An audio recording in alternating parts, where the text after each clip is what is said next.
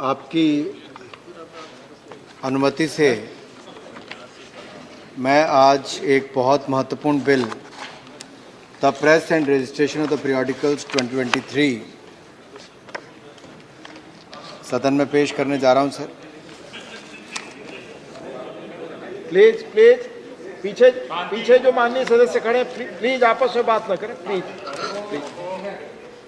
Sir, ये माननीय प्रधानमंत्री जी की दृष्टि का प्रमाण है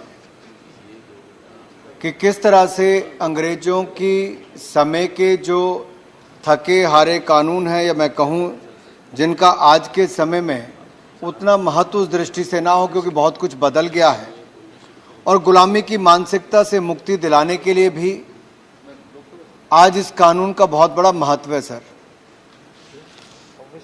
इस कानून के अगर मैं मुख्य पहलू पे कुछ बात करके शुरुआत में रखूं और सभी माननीय सांसद जब अपनी बात रखते हैं तो मैं अंत में विस्तार में अपनी बात कहना चाहूँगा।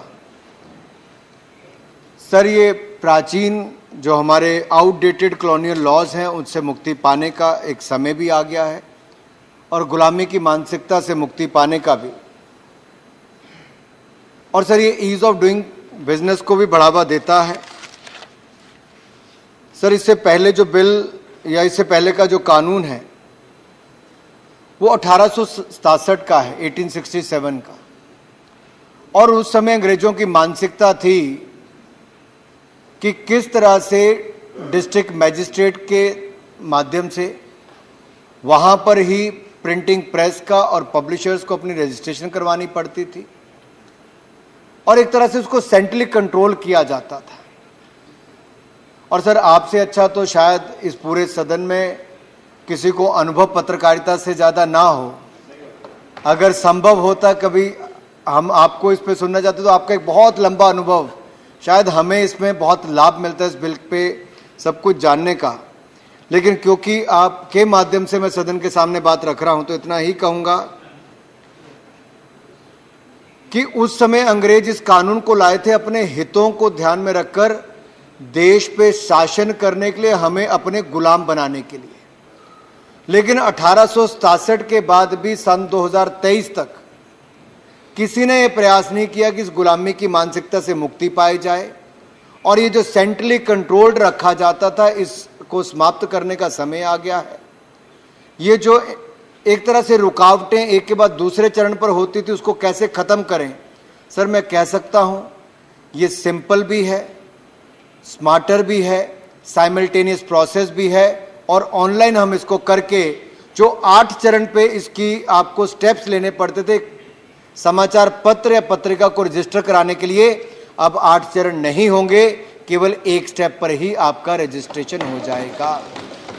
सर, जब मैं ये कहता हूँ एक स्टेप पर, तो इसका मतलब है कि पहले डीएम के पास आप जाते थे, वो वहाँ पे जाके उसको पेपर दो, फिर वो 6-8 महीने अपने लगाता था, फिर आरएनआई के पास दिल्ली आता था, फिर टाइटल वेरिफिकेशन यहाँ करता था, फिर नीचे जाके फिर रजिस्ट्रेशन कराओ, फिर वापस आरएनआई के पास आओ। सर, इसके 8 जो कदम थे, publisher files declaration before the DM for title allotment, DM authenticates declaration, publisher files application to RNI for title verification third, चौथा आरएनआई वेरीफाइज टाइटल, पांचवा publisher files declaration before DM for publication sir, छठवां DM authenticates declaration, और सातवां था publisher applies to RNI for registration of publication, और आठवां जाके sir होता था RNI grant certificate of registration.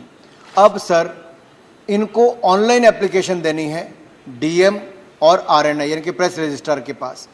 60 दिन के अंदर अगर डीएम जवाब देते हैं तो आरएनआई उसको कंसीडर करके, सर आरएनआई उसको कंसीडर करके उसको लाइसेंस दे देगा। अगर डीएम जवाब नहीं भी देता है तो 60 दिन के बाद आरएनआई यानी कि प्रेस रजिस्ट्रार आपको सर्टिफिकेट दे देगा। अब आपको 3 साल का इंतजार या 2 साल का इंतजार नहीं, केवल 2 महीने के बाद आपको अपनी प्रेस को, पीरियोडिकल को रजिस्ट्रेशन का अवसर मिलेगा। अब जब मैं ये बात कहता हूं तो सर, इसको ऑब्स्टैकल्स हम खत्म कर रहे हैं, हर्डल्स खत्म कर रहे हैं। उसका सबसे बड़ा लाभ किसी को मिलने वाला है तो स्मॉल और मीडियम बिजनेसमैन को, जो मध्यम और सूक्ष्म जो हमारे समाचार पत्र वाले हैं और मैगजीन वाले हैं, प्रोफेशनल एंटरप्रेन्योर्स हैं, इनकी उद्यमशीलता को इससे फायदा मिलेगा। और जो तीसरा इसका बात सबसे बड़ी बात है कि इस देश में अधिकतर कानूनों में एक भय रखा गया था कि आपको जेल हो जाएगी। तो इसमें भी ऐसे 8 प्रावधान पुराने कानून में है कि आप छोटी से छोटी गलती करते थे तो आपको फाइन के अलावा भी 6-6 महीने की सजा थी। लेकिन मुझे कहते हुए प्रसन्नता हो रही है कि जैसा नरेंद्र मोदी जी के नेतृत्व में, माननीय प्रधानमंत्री जी के नेतृत्व में हमने डीक्रिमिनलाइज बहुत सारे कानून को किया है। हमने यहां भी अधिकतर जो प्रोविजंस हैं उनको डीक्रिमिनलाइज कर दिया है। आपको केवल पेनल्टी लगेगी, वो भी होगा पैसे के, आपको फाइन लगने वाला है। आपको इसको पेनलाइज करके आपको कोर्ट नहीं जाना पड़ेगा, रजिस्ट्रार जनरल के पास ही आपको अधिकतर फाइन देके मुक्ति मिल जाएगी।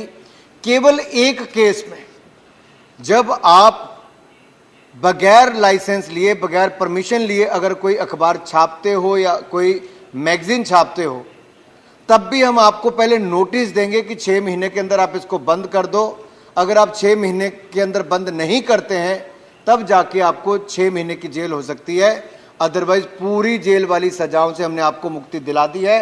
डीक्रिमिनलाइज हमने इसको किया है, ये भी एक बड़ा कदम उस दिशा में है।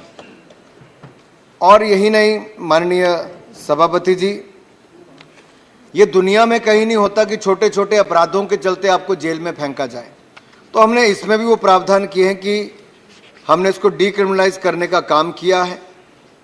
और बाकी भी बहुत सारे बिंदु इस बिल के हैं, मैं उन सब पे भी आऊँगा। मैं चाहता हूँ कि मैं सभी माननीय सांसदों को एक बार पहले सुन लूँ, ये अपने विचार रखें और उसके बाद मैं अंत में अपनी बात कह सकूँ।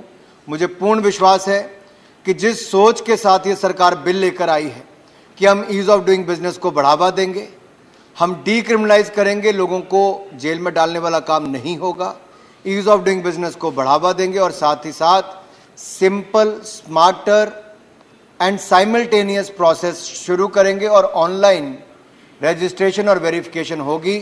इससे समय भी कम लगेगा और ज़्यादा से ज़्यादा लोग इस देश में पत्रकारिता के साथ जुड़ सकेंगे। इसको भी एक बल मिलने वाला है। इसलिए मैं आशा करता हूं सभी माननीय सांसद अपने उत्तम से उत्तम सुझाव भी देंगे और इस बिल को अपना समर्थन भी देंगे। धन्यवाद।